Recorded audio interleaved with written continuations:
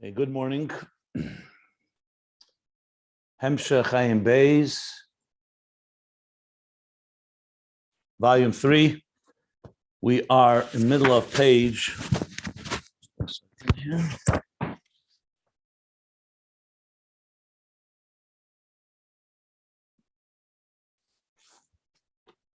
Page 1255.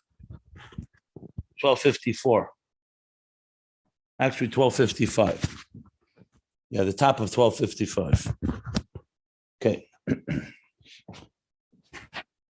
So on page 1254, the end of the paragraph, we concluded. Could you say the Hebrew Shin Mem Hey? 1255 is Aleph Resh Nun Hey. So on page 1254, at the end of the paragraph, we finished at the end of the paragraph on 1254. Can everybody mute so no disturbances, please? Okay. The conclusion of the subject of Mutfa Murgish Muskal, the whole process of how we, each one of us, and specifically the Nefesh Alikis, though we obviously began with a natural growth process of how a biological growth of a child from pregnancy through birth, through early childhood, through adolescence, through maturity. So the Nefesh Alikis' Avodah reflects that same process. Because God set it up in a structured way. You don't jump from birth all the way to being a Talmid Chacham. So we know it says in the Mishnah, Ben Chamesh L'Mikra, Ben Eser L'Mishnah, Ben Chamesh Eser L'Gemara. So there's a growth. And the same thing physiologically and biologically and psychologically. The growth that every one of us goes through, so too the Nefesh Alikis and its Avodah goes through those same stages, where you begin with just natural behavioral, reflexive, instinctive, or impulsive emotions. In a Nefesh Alikis' case, it's just its natural love for God, but in a very childish and basic level.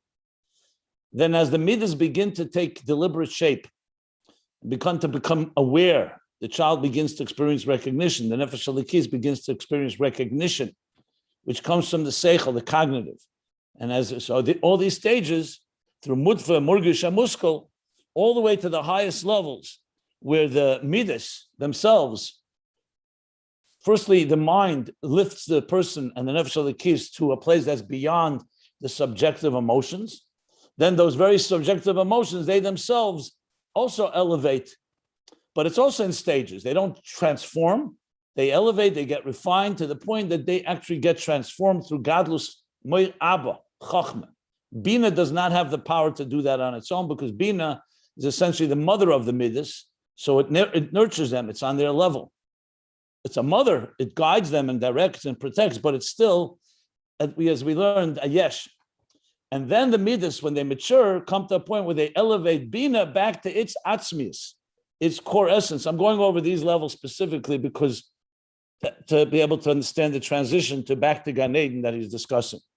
So the Midas catapult, that the aim that was Revetzas al Efrechim, like Ima, Revia al Bnin, where the mother, instead of being just nurturing the Midas now that have matured, so it says, Shalach to Shalach Ha'Sa'im, which means that the mother sent away. So here the Rebbe Rashab implying, based on the Tzemach Tzedek and other Mamorim, that it's like the Midas are part of the process of sending away the mother.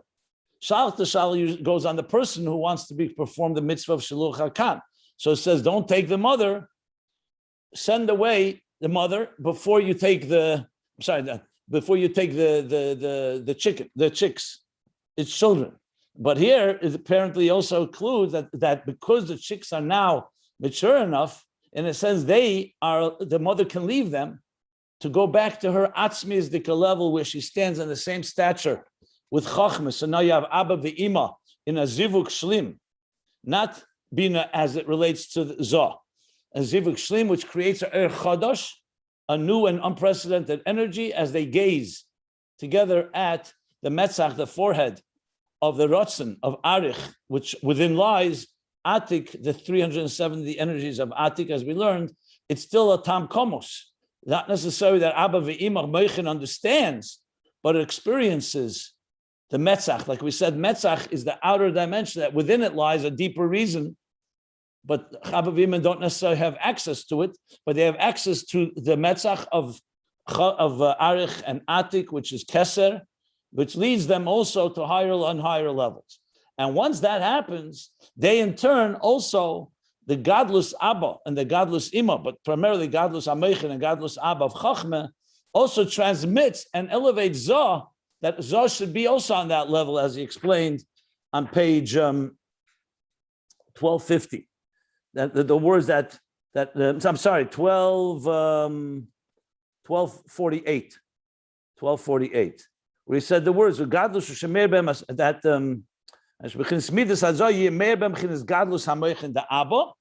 that like the Rashbi, that in Nigla the Torah is able to see the deeper reasons and meanings behind it, the Tam and the Pnimius, and then also Malchus is part of the process. Malchus, which is bringing everything down. Malchus, the lowest sphere, like he said, the level of Shuv. Kima mitzvahs bepel bekabol sel Malchus Shemayim.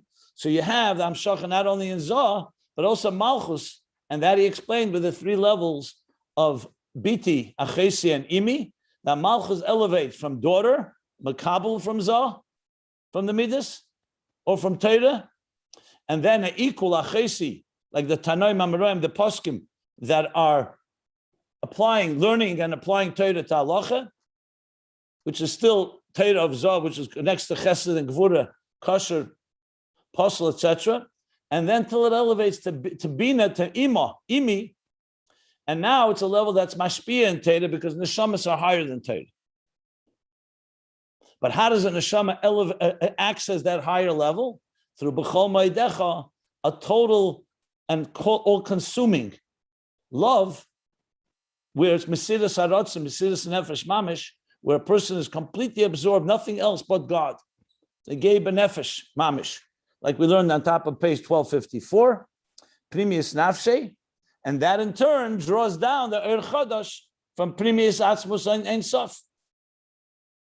From that place, which he calls, so this is the level of Yechidah Sheben Neshama, he calls it clearly Yechidah here, the fifth level, and that's Meir the Chodash, which is the Yichud Primi of Abba Ve'ima, drawing down the Chodash because the Yichud Primi is caused by the Midas being matured to the level of B'chol Me'edecha, total all-consuming love, in Atzmis HaNefesh and Atzmis of Ein Sof.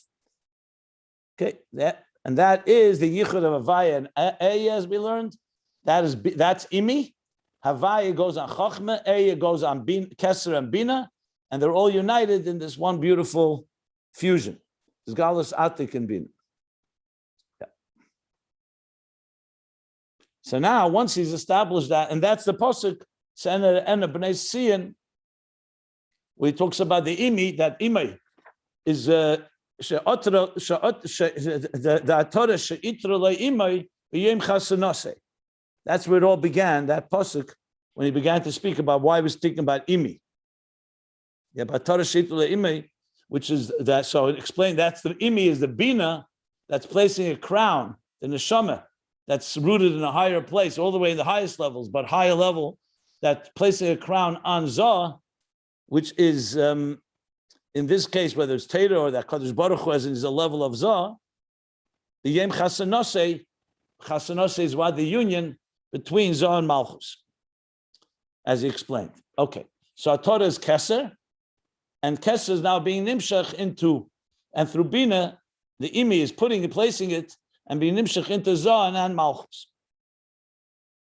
That's the meaning of that pasuk. So you see, it's not the lower level; it's the highest level. You mamshach the Keser, which, of course, in the theme of Ayin Beis, Remamus Keser Aramimcha Elokai HaMelech, is a central theme of the ultimate interface between the transcendent and the immanent, between that which is beyond existence, Keser, and the root of it all the way back to Atzmus Ein Sof, and to draw that into existence, into Zah and Malchus. But you can't begin right away, so you go step by step by step. Now with this, we can understand, and that's what we began learning on page 1254, back 34 pages ago, what exactly is Gan Eden in contrast to the rest of the elements, the worlds, and what's the difference between Gan Eden before Avodah and after Avodah. There's a Gan Eden before God put Adam and Chava, Vayinecheyu b'Gan Eden, L'Avda L'Shamra. So what's the difference? So really 3 levels. The worlds in general, which is like on earth. Gan Eden is one part of the earth. In Ruchni, is Gan Eden is in Bria, Yetzirah, Gan Eden Elyon, Gan Eden Atacht. It's not the whole Bria, it's not the whole Yetzirah. But then there's a difference in Gan Eden before Avodah and after Avodah. So now we'll understand Gan Eden in a far richer and real way, not just as its reward for Avodah, it actually reflects these stages of development that we're discussing here. So the Mudva Murgish Muskal is now going to play itself out in how we understand all the spiritual worlds. Now, of course, it's not worlds, these are dimensions. And each one has their role. So to sum up what we learned in this yesterday, this is the second half of page 1254. So he started Api Kol Hanal, Yuvan HaHefesh Ben Gan Eden Mitzad Atzma, Uben Amshacha Beganem Shemamshichim Teisvus Ed Aidei Avodah. So now we'll understand the difference between the two, which was the point of departure where he began, where he goes back now. We're going back to page 1220, Aleph Reish Chaf. If you look at the bottom of Aleph Reish Chaf, you'll see that the last thing he spoke about before he went into Mudva Murgish Muskal, between the levels in Bina, in Zah, in Midas, and the levels of Malchus, Primis Chetzenis Malchus, he started off with that, and he said there clearly that the Elamis is the lower levels of Malchus, Gan Eden is the 3 higher levels of Malchus. And just as in Malchus, there is 2 levels, inner and outer and inner, so too in Zah there's outer and inner. And then begins the whole discussion of the Gimel Rishenis of Zah and the Zayin Tachtenis, and ultimately the 3 levels of Chabad Chagas Nehi, otherwise as known as on a higher level, Mutfa Murgish Muskal, Ibr Yanike Moichin, which we've discussed at length over all these pages. So now he goes back, and now we understand these levels. And what do we understand? Like this. The Gilin Gan Eden, let's establish, is the level of Bchinas Bina. I'm not going to read it inside, I'm just summing up the second half of page 1254. It's the level of Bina. As it says, Biyud Nivra Elam Haba. Elam Haba is referring here to Gan Eden. Sometimes it refers to Tchias HaMesim, to the future, but here it's Gan Eden. Yud is Chochma. How is Elam Haba Bina created? Through the Yud of Chochma. In the Bchinas Chochma, V'nivra Boy, and with that, Biyud Nivra Elam Haba, Bchinas Bina, Gan Eden. Which means then that Gan Eden, if Chochma is the Yud, then and the Yud creates Gan Eden, Elam Haba. So what is Bina? The Hey Rishena. So Chochma is Yud, and the first Hey, Yud Kei Vav Kei, that is Bina, Gan Eden. What does Bina do that Chochma does not have? Chochma is a nakuda. It's a spark, a kernel, a seed. And Bina develops it into full comprehension. And that's why we refer to Gan Eden as a garden. A garden gives pleasure. What is that in Ruchnius? The pleasure of the neshamas in the comprehension, understanding of godliness that they have in Gan Eden. Because since Gan Eden is the level of Bina, that's what neshamas are experiencing. Chochma, even though Chochma is connected to pleasure, there's a pleasure when you have a spark of an innovative idea, but the pleasure truly is when it expands. You say the Chavis Hanor. You can't really bask in a mayon, and Chochma is compared to a spring, which is drops of water. In a river, that's where you can really fully enjoy the experience. So though Chochma has concentrated Tainug in a very powerful way, even more than Bina, he doesn't say it here, but other places he does, but Bina is where it becomes something you can, as I said, bask in, you can indulge in, you can experience it in the fullest sense because you're understanding it in an expansive way, in the Hey. And that's the Tainug HaNeshamas in Gan Eden, the comprehension of godliness, which began with the Yud of Chochma, and which created the Elam Haba, Gan Eden, where this is where Bina reigns, Bina. And that's why Gan Eden is attributed mostly to either Gan Eden or Elam HaBriya, because in Bria, is Ima Mekanan B'Kersaya. Bina nests in the world of Bria. Chochma nests in the world of Atzilus. Okay. Tanya talks about this as well a bit, about Neshamis and Atzilus. Is there a Gan Eden there, etc. But right now, let's just keep to here that Gan Eden is Bina. And he refers us to two Ma'amarim, Likutei Torah, Da Ru'u, Ki Hashem Nosen, Lachem As HaShabbos, which is the beginning of Likutei Torah, and the Mesiras Nefesh in Likutei Torah called Shcheran. Now we can understand from this that since Gan Eden is Bina, and we've learned already that Bina is higher than Zah. Zah is the Midas, as I explained yesterday. That in general, when you talk about Moichin and Midas, besides the fact that one is intellect and one's emotions, one relates to self, and one relates to another. Because Midas, by definition, is a relationship. I love something. I'm in awe of something. I revere it. I beautify it. All the emotions indicate a relationship. So essentially, it's elikus as it relates already. That's why it says Elam Chesed Yibona, because it's with Chesed that God creates the world, because Chesed is a relationship. Moichin, as we see, is very isolated, very solitary. You sit and learn something, and even someone comes into the room that you love, it's going to distract you. You can't do both. And when you're engaging in a relationship, you can't be busy in the deepest levels of Moichin, of your own. So in Elikus, when we say Alpayim Shana Kod Torah La'elam, what is Alpayim? Alefcha Chochma, Alefcha Bina. It's referring to Moichin of Elikus, the level of Moichin, which is somewhat detached.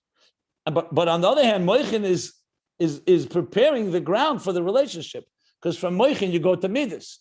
But if you separate the two, Moichin is more to self, and Midas is to another. So now he's going to explain with that the difference between Gan Eden and the elements. In the regular world, he says, and now we understand. Like this, to continue. The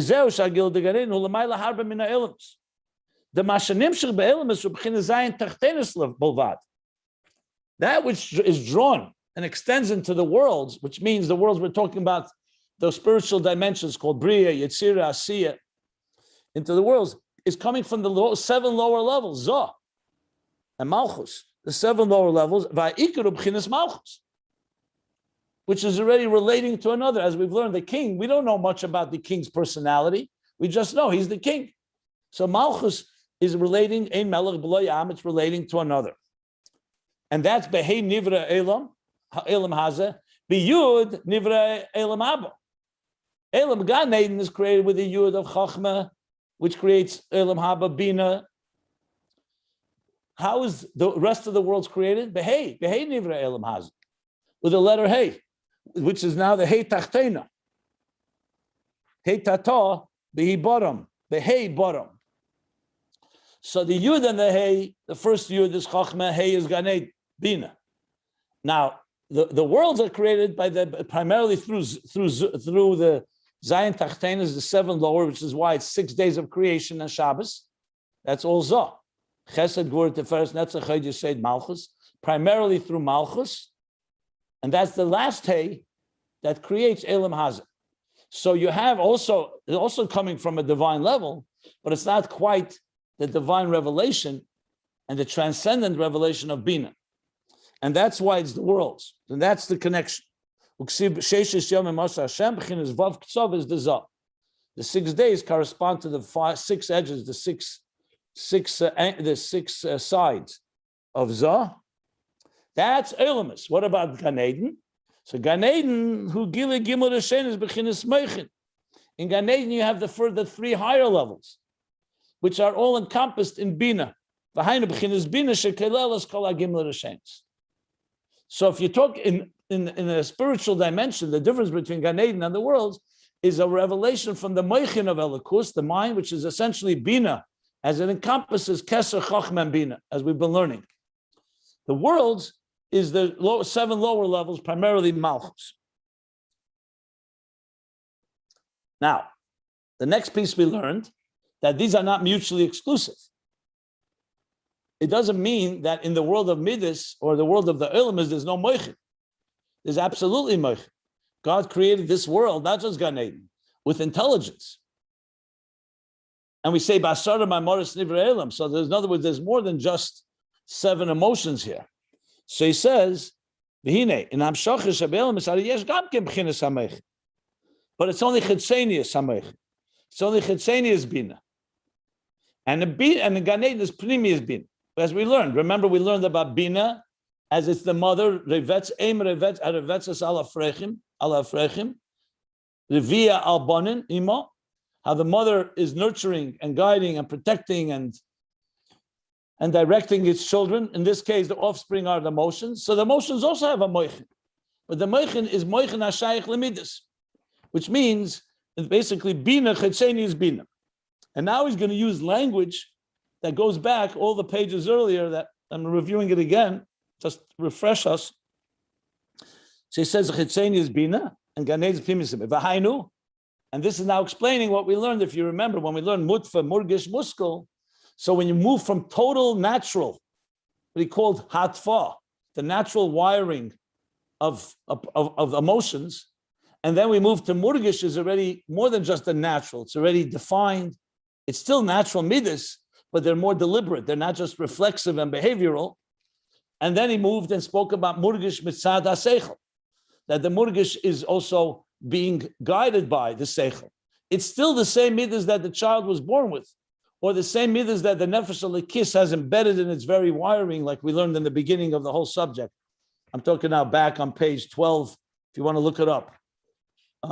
He speaks on it, page 1225, that the neshama alikis also has these three levels. And the first level is the natural emotions. There are people in nefesh alikis that comes from chesed, some from gvura, the 7 different branches of the menorah. So now, he's going back to that, and he says, as we learned there, but it's primarily midas. It's, let's say, like a 5-year-old, for example, and then we'll apply it to Avodah. A 5-year-old is primarily driven by emotions, but you can talk seichel with a child. So you can't say the person is driven by seichel, but seichel has an impact. So he says like this. The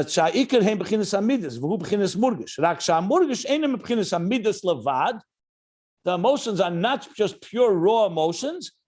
Mitzad is natural wiring. So when you tell a 5-year-old, listen, and you reason with them and explain, so their emotions can understand that, and the seichel can speak to the emotions. But still, it's called zel b'chinas katnus.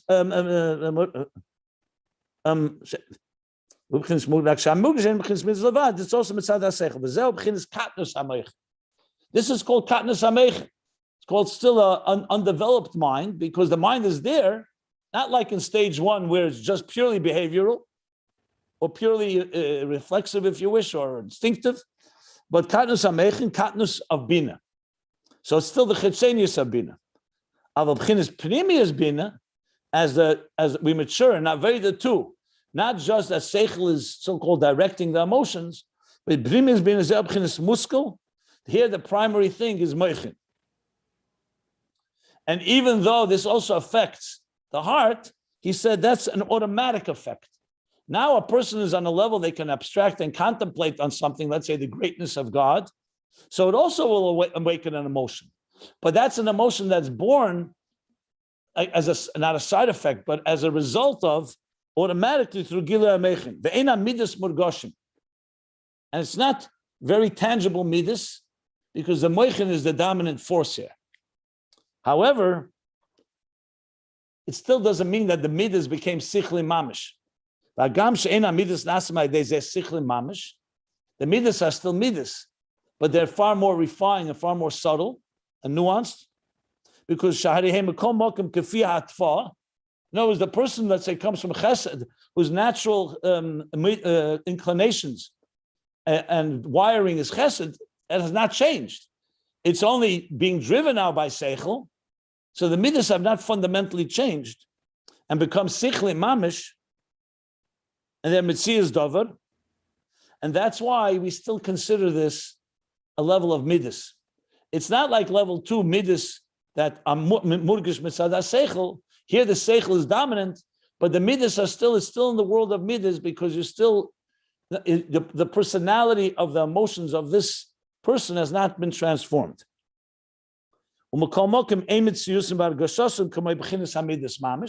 On the other hand, they are not like midas, raw emotions that are not impacted by intelligence. I'll give that. They gili b'chinas primis amech. B'mam come 1 second.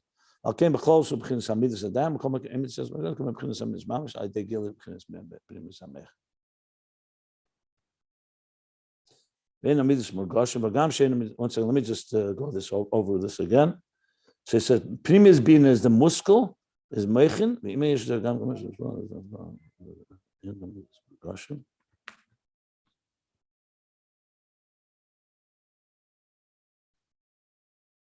Yeah, so they're still not like midas mamish through the gili of b'chinas primis hameichin. And now that's the top of page 1255, where we're up to. The last words we read was hainu b'chinas gadlus hameichin b'chinas gadlus ima.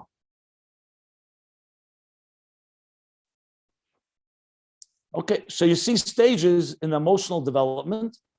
We understand now the difference between Eilamis and Gan Eden. Eilamis is the Zayin Tachtenis, primarily mutfa or murgish, even murgish mitzad seichel, but chitzeni is seichel, chitzeni is habina, and Gan Eden is pnimis habina,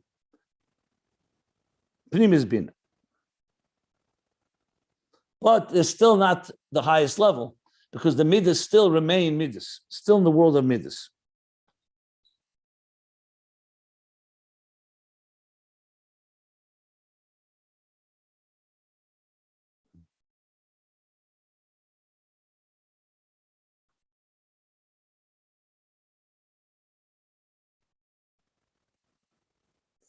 Okay, so now we'll continue from where I left off.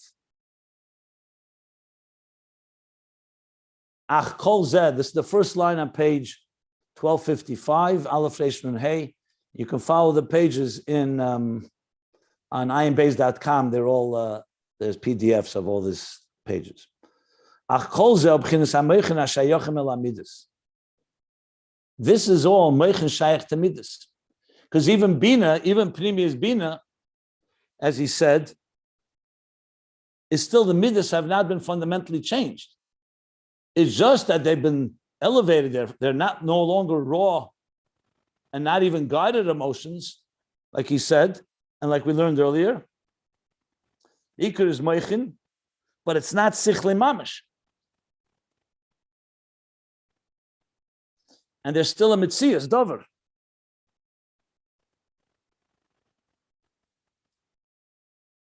Second.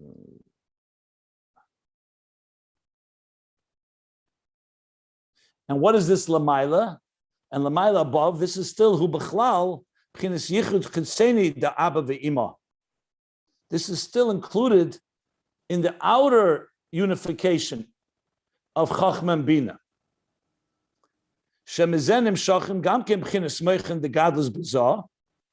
From this also you get a certain maturity that's going into the emotions into Zah. V'hu b'chinas gadlus ima, levad. That's the level of levad, only the maturity and the power of Bina. Sha'ikru b'chinas Bina.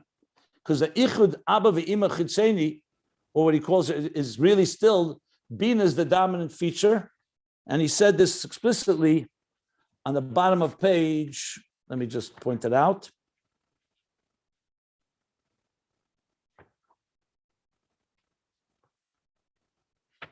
I believe, where was it? Yeah, on bottom of page 1236.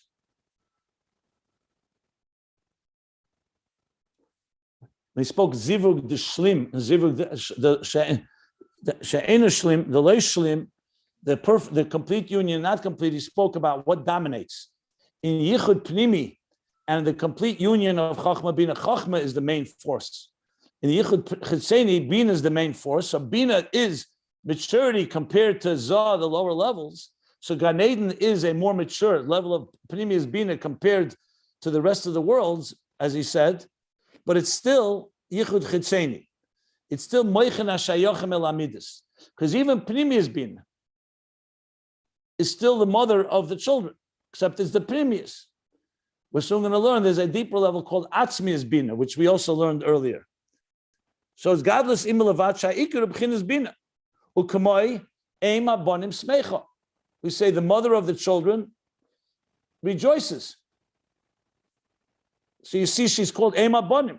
Sha'simcha mebchinas gili eir, because simcha, as opposed to tainug, which is internal, simcha is always revealed, is a gili eir. Aval hura gili b'chinas ema bonim de ima, revia al bnin.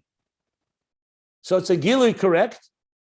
You know, hey, the first hey expands, Bina is expansive. Because it's like the mother and dealing with their children.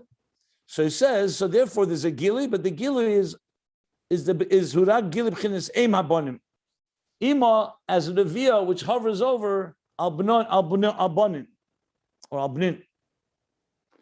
So we see from this that we have Gan Eden, we have Bina, but we don't yet have Atzmius Bina that stands side by side with Chochma in a zivuk shlim, in a complete and pnimius diki union. Because we haven't gotten there yet. Remember, the Midas haven't catapulted Bina yet to that point. That we're going to need b'chol moedecha to get there. Our Avodah.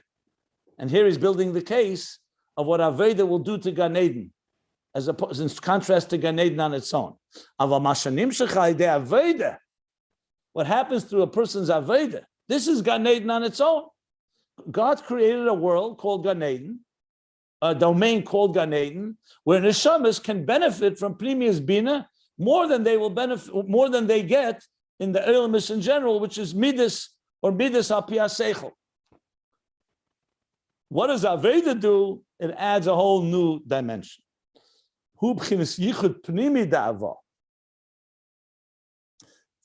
Avodah, when is nimshach, is drawn down and transmits the inner unity and unification of Chochma and Bina, of the father and the mother. There the primary force is Chochma, and Chochma we know has that resonating visualization, being able to envision the divine, that's completely transcendent Keser. Bina can also achieve that in these higher levels through Avodah. But Chochma has that naturally, because the first sphere, Koyachma, Chochma, the Ayin of Chochma, as we learned, touches the Ayin of Keser. Like he said at the bottom of page 1253. We spoke about Radlod Lo Yisyada.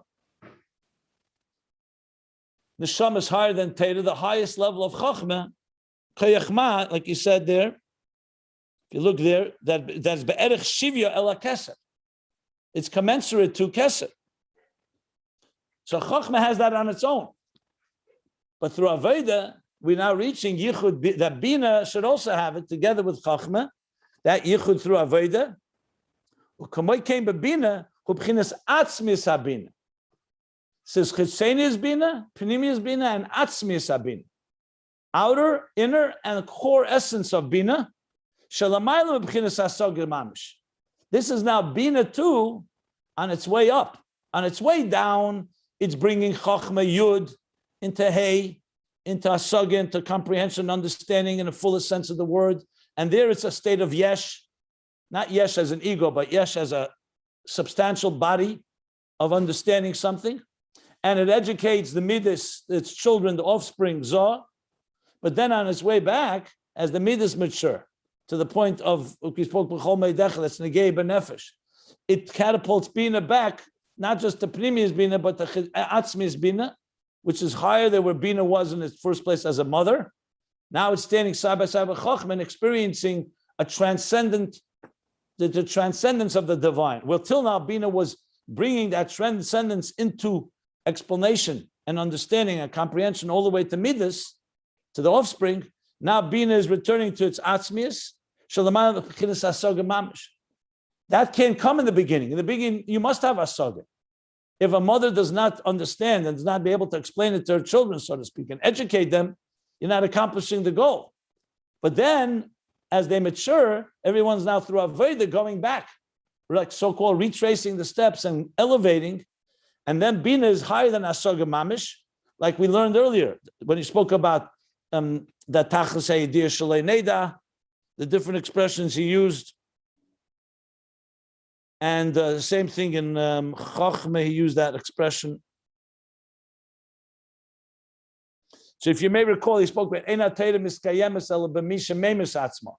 that me is Bina, and it gives up the deeper understanding of something in order to go down to Torah, so to speak, the Mesiras Nefesh for Torah. But now we're talking the other way, where Bina, where everything is elevating, and Bina is also being elevated, and that is this level that he's discussing right now. I lost the page. So he says, now we're talking about the core of Bina, which is sensing as something more than just, it's higher than just Hasaga itself, literal understanding of something in a way that we comprehend it. In other words, Bina is sensing the mystique and the grandeur and the transcendence of the divine. In the parentheses, he adds, not today, but in the future. This will be a comprehension of the Muhus. Today, we only have Yediyas HaMuhus, or Yediyas HaMetzias. We know it exists, or we have a certain superficial sense also of an inner, the Muhus, the inner premius. To have Asaga and Muhus is really a contradiction, because Asaga means it's on our terms. I understand it. Muhus is something beyond us. It's like saying, Les machshavet tfisa klal. No thought, no mind can grasp it. So if you can't grasp it, how could you have Asaga in it? So you have to say, you have to accept it through Amunah, faith, or Kabbalah Sale, or Mesiras Nefesh, or sensing something beyond you. But you can't call that Hasaga. But the truth is, remember, Bina is also created by God, and Bina is also a divine attribute. Its role is to bring it, internalize it. But La'asid Lave, that internalization will also experience the Muhus, that Chochma experiences, which is much more beyond pure understanding itself. So in other words, it's understanding the non-understandable, if you wish. It's it's knowing the unknowable. And the transition here is Mebchinas Pnimis HaKeser. When he's saying you're being mamshich through Avodah, Yichud Pnimi. Remember, we're not discussing here, it's just Yichud Pnimi of Chochma and Bina. That means it's drawing from Keser, like we learned earlier, where he said clearly in the Maimon of Nigdashti, on page, I'm just referring to the earlier pages because it's so important here. So on page 1236, which is a very critical page, he says clearly from the Maimon, he says like this, I'm reading inside. Yichud Ava Eina Pirush. When there's the unity of Chochma and Bina, the meaning, it's not the meaning Sham Shachim Abba Ve'ima Lavad, that the transmission is only coming from Chochma and Bina. Ela Abba Ve'ima Mekablim Mekeser. That was what we said, gazing at Arich and Atik. Chochma and Bina are receiving from Keser, Bechinas Arich Ampin, V'Keser, Ma'atik, Ad Ein Sof Atzmos HaMaitzel. And he brought that from the Bir V'Nigdashti in the Kutat Teira, the middle of page 1236. So he's referring to that again here. That now we're talking about a Yichud Pnimi of Chochma and Bina, not Chitzeni, not Pnimi is Bina, but we're talking about Atzmi is Bina. So this, he says, comes from the inner dimension of Keser, and the root of roots, and the root of the root, it all the way originates from a B'chinas Pnimi is V'atzmus Ein Sof, like we learned before, when we talk about Neshamas higher than Teira. So yes, on a lower level, it's Bina and Zah. On a higher level, it's Atzmis Chochma, and Teira is Naveless Chochma, the drop in the outer dimension of Chochma. Higher than that, it's Pnimius and Chitzenius Adam Kadman Ak. And higher than that, it's Pnimius Atzmus Ein Sof, where Teira is Chochma Vein Sof. And even higher, Shashuyim Atzmin Teira, and Tainuga Atzmi Mamish Neshamas. So when you talk, as we said, levels, this goes all the way up in the root of root to the inner and core level of Ein Sof. Like he said, B'chinas Keser, the Malchus Ein Sof, the Ein Sof, Shezeh B'chinas Shmoya Atzmi. Remember we talked about Shmoy, B'shutev Bonu, the Shmoy that is in a sense we partner with, that's imbued within us. Shmoy HaGadol, Shmoy Kadmin Kadmuse, back on page 1252, in the parentheses there, on 1252. So all the way back to Keser of, now he mentions Keser of Malchus of Ein Sof. So Malchus of Ein Sof is also higher than Ak. It's like the Atik of Ak, like we learned. Now we're going, the root of that is Keser of Malchus of Ein Sof, Shmoya Atzmi, which is united mamish with Atzmus Ein Sof. And how does that translate in the levels of Mutva, Murgish, and Muskal? Now we moved from Mutva to Murgish. That's still, even Murgish, there's the levels, Chetzeni is Bina, Pnimi is Bina, but it's still Midas, because Midas are still not changed. They're just refined, and they become far higher than they were in their first early stages. So in Mutva, you could basically say, in Murgish, you have the Mutva Sheba Murgish, the Murgish Sheba Murgish, and the Muskal Sheba Murgish. But now, V'hu B'chinas Muskal Mamish. Now this deeper level where Atzmi is Bina joins together with Chochma, and they are experiencing Keser, and all the way up to the highest levels. This is the highest level we spoke about, the Chol Meidecha, where everything is all-consuming love, and the mind, everything is involved in the Gei B'nefesh, to be one with godliness. So now the midas have also become sichli, meaning not that the emotions have become intelligent. It means they've assumed the bittul of seichel, which is not about the subjective interest of the midas, but they, with seichel, are able to experience that which is beyond seichel, basically. I'm going to stop for questions momentarily. I just wanted to finish the topic because it's all one big flow here. That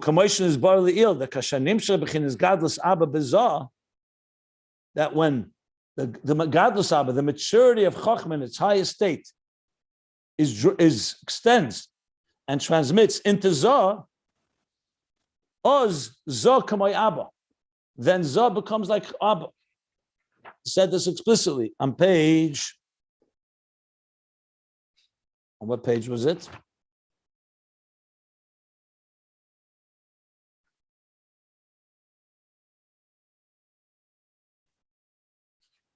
Maybe page 1247. I have to look exactly where it is, but he definitely said it explicitly. So he's repeating that. I mean, bringing that in. Okay, and how all this, where does this all come from? How do we suddenly get to such high levels? Before we said, Oelamus is Ayin Tachtenis. The world is created with the 7 emotions. Good. Gan Eden is created with Bina, through Chochma, Yud, that creates Bina. Now we reached levels that are beyond the natural creation. So this is, as like he said at the top, this is through Avodah. This is what Avodah does to Gan Eden and to everything that's not there before. So that's what he goes and goes back now to what we say, that these levels you can't reach on your own. This has to come through Avodah. And what's the Avodah? Mamshichim zeh Avodah b'Mesiras Nefesh v'ahavta b'chol moedecha. That when you reach a level of that, it comes through the Avodah Mesiras Nefesh, like you said before, Mesiras Haratzon, top of last page, in the bottom of page 1253 and top of 1254. V'ahavta b'chol moedecha v'ayidei Torah u'mitzvos she'acher avazu. And through Torah mitzvahs, not just regular Torah mitzvahs, meaning the basic that we do, we perform, but that follows this type of love. When you do Torah mitzvahs, after you have such a passionate, all-consuming love, it's a very different type of Torah mitzvahs. Now you could say, why do you need Torah mitzvahs? He says in the parentheses, that I'm shochi adei Torah mitzvahs. Because at the end of the day, it's not enough just to have Ava. Like he explains in Tanya, a number of places. The Ava has to be translated into Torah mitzvahs because that's where the Hamshacha comes from, God's Torah mitzvahs. But now they're saturated with a level of Mesiras Nefesh of B'chol Moedecha. That's why we say after V'ahavta Shem Elokecha, we say Hayim Shemoya. We talk about the Torah mitzvahs that comes after we say V'ahavta Shem Elokecha B'chol Avavcha B'chol Nafsh B'chol Moedecha. Then he talks about some of the mitzvahs of Tefillin, Mezuzah, Shenanton Levanecha. And then, so the mitzvahs, the Torah mitzvahs is following the Ava B'chol Moedecha. So now he explains the last few lines. This is what happens through Vayenichehu. V'zeu Vayenichehu B'Gan Eden, love the L'shavah. That has Eibishter placed them in Gan Eden to serve and protect. There was a Gan Eden before Adam and Chava were placed there. because this is their Avodah. Like the gardener is given a garden, but now as he works the garden, what does he do? And it causes it to blossom. Through this, we're causing a teis, a much more additional and abundance of energy and light in Gan Eden. What is this? The Eir Chodesh that can only come from those higher levels of Ishtalshus. As long as you're working within Ishtalshus, even within your own world of Midas, yes, they're refined, they're guided by even previous Bina, it's still your structure, still a structure. You want an Eir Chodesh, you have to go and create an Eir Chodesh within you, which is to go to that Atzmis HaNefesh, but through Mesiras Nefesh, B'chol Meidecha, and that in turn draws down new energy from above, mamish new energy that Gan Eden did not have on its own. The Agili, the Gan Eden mitzaratzmei akol ubchinas say the ishtalshus shenimshach ma'atzmei, because the revelation of Gan Eden on its own, everything is in the cosmic order. The Seder, yes, it's high levels, but it's all within what was built. This is what was created. The garden as it was given, shenimshach ma'atzmei, which draws, manifests on its own. Shenimshach, it extends, it draws down on its own. Nevertheless, the Rebbe Rashab qualifies. So earlier we learned that Eitz Chaim on the bottom of page 1248, the Eitz Chaim said that you still need Avodah, not to create the new energy, but just to draw it down. But it's still from Seder Ishtalshus. At the bottom of page 1248, he said that. But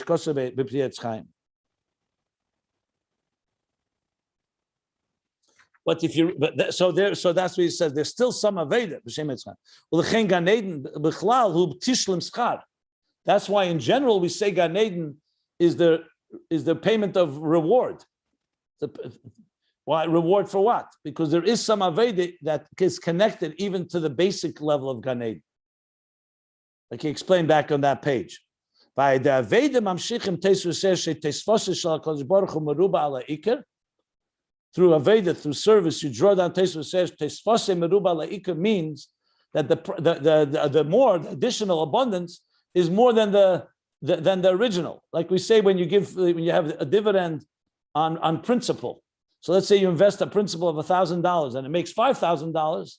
So the dividends are more than the original principal.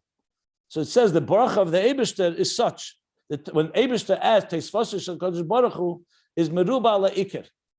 It's more than what was there originally. So the Avodah is drawing down more than what was there originally. Gili Ir Chodesh Mamish. Revelation of a Mamish, a new complete revelation that was not there before. So there is an Avodah even to reveal that which was there. That's why it's still called somewhat of a reward. But the real primary thing here we're talking about is a new, completely new energy. So this goes back all the way to page 1220 and earlier, that explaining the difference between Gan Eden before Avodah and Gan Eden after Avodah. And all this, now we understand it in a much deeper way because we understand it in the context of emotional growth and what happens as we mature, where we mature to the point of transcendence that goes even beyond the very structure of our wiring, of our hatfa, our nature. That's what it means in Avodah. And that's what B'chol Meidecha means. B'chol levavcha, b'chol nafshecha, with all your heart, with all your spirit and soul, is your structure, like he said, your whole heart, and also all your faculties. By definition means with all your you, with more. Ma'idecha ma'id means more. Like you say, toiv ma'id means toiv is good. Toiv ma'id means very good. So ma'idecha means with all your might, with all your more of you, means more than what you have on a regular basis. In this case, the highest level is Mesiras Nefesh, and this Ava B'chol Meidecha that reaches, since you've reached beyond your natural structure, therefore it draws down from above also beyond the natural structure of existence, and that's where the Tesfus in Gan Eden is a Er Chodesh Mamish, as he concludes this paragraph. So, let me finish now. Okay. I'm going to stop here, obviously, at the end of this paragraph. Are there any questions? We learned before, much before, about Bina, that Bina, it could be the essence, the way that is Bina, not a Bina rivetzes or efroichim. Here, the way that I understand is that even this level of Bina, you cannot compare that to Chochma before. If you want to have zivug or shlich, because you missed the line that we read. He said both these levels. He said Bina as it relates to Bonin. Read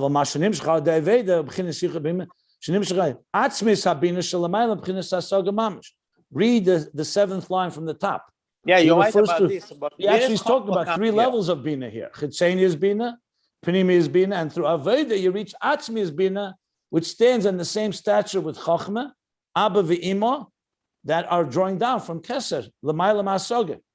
So he's referring to this, both levels are correct. Yeah, I understand that, but Chochma in this level, is Chochma shoving Bekoimos and Mamish to Bina, or it's a separate discussion. It's not. You asked that question back then, and I told you Chochma and Bina are two spheres. The Chochma is not called Bina, Bina is not called Chochma. That's not a stira that Bina, through Bina, can experience certain dimensions that Chochma experiences. What are you asking me a question? You're asking me whether Malchus becomes Bina? Everything it's that dimension, then it grows. Just like Midas can be natural emotions and they can become Midas Sichlim, which means they experience something that's beyond their own subjective interest. Bina, which initially on its own is asog and understanding, and like a mother explaining it to her children, can grow to a point. I'll give you a simple example. A student from a teacher. So in the beginning, he's a makabel. He learns Aleph Beis from his teacher. Then he grows. Ben chomesh lemikra, ben esel lemishnah, chamesh esel legemara. Then it says, Loi koi inish adaita derab adar boin shnin. So the Rav, the Talmud, is becoming adaita derab. Is he exactly like his Rav? I don't know if it's exactly, but he's definitely now no longer that 5-year-old child. And some places it even says he can become even greater than his Rav. So it still doesn't take away. Bina does not become Chochma. Bina elevates to the elevation of it. If Chochma is the teacher and Bina is the student, or Chochma is the Yud and Bina is Hey, the Hey, as it grows, elevates to the state of Yud, but it doesn't become Chochma, it becomes stand side by side with Chochma, meaning it's now like a Koi Inish, a Daita D'Rabba, for example. I mean, there's hundreds of such examples where something grows to the point where it can be comparable to its mashpia, and to the point we even learn that Bina, Imi, it begins as a makabel, Biti, then it becomes a chesi, and then it becomes, it begins with Biti, becomes a chesi, and then becomes Imi, a mother. Bina, that's mashpia into Zah, a neshamas. You can be a neshamas makabel from Teda, and then we know neshamas are higher than Teda. Anyway, bottom line is all the levels remain their levels. The question is what status they're in. That's the general nukudah. I have a practical question. Is all of this to imply that if you don't reach this level of avodah or in having a ava b'chom yodecha, that you can't get Gan Eden? Your neshama cannot get entry into Gan Eden? Is that the flip side of all this? No, it doesn't say anywhere such a thing. He doesn't say that. First of all, let's make this clear. The Rebbe Rashab is speaking as a Rebbe to all Chassidim, to all people.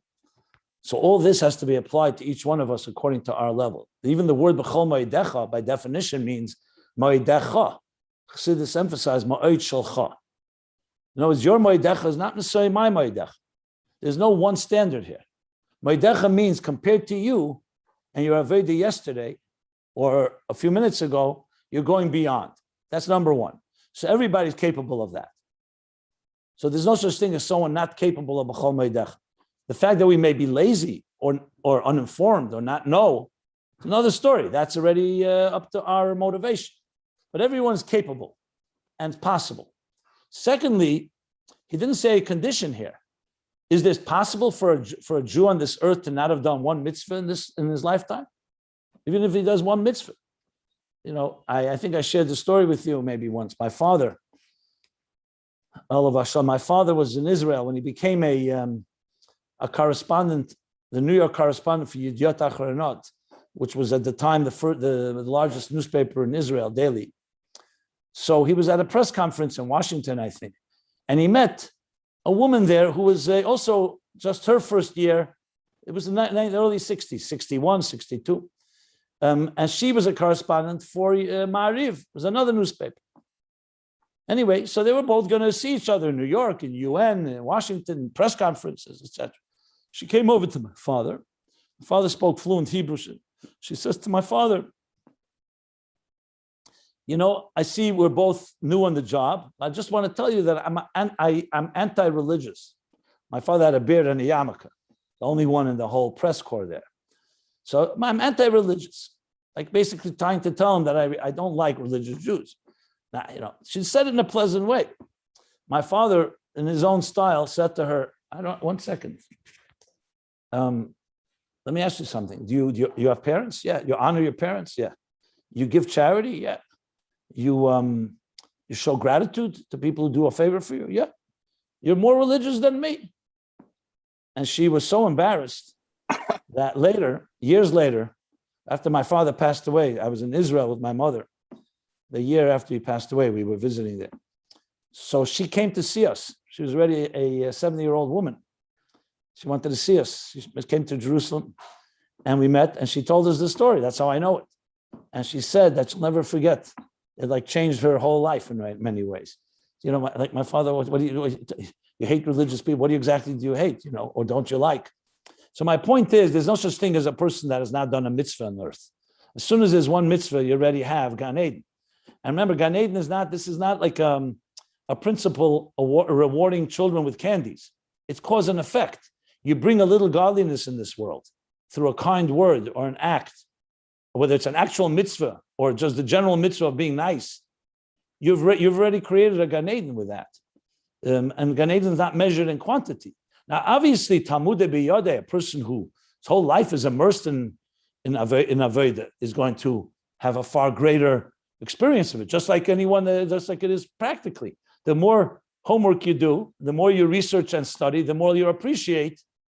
Like if someone was right now give a shiur in Ayin Beis and you never opened it up before, yeah, you can benefit maybe from a word or two, but the more you learn now, the more you appreciate and immerse yourself.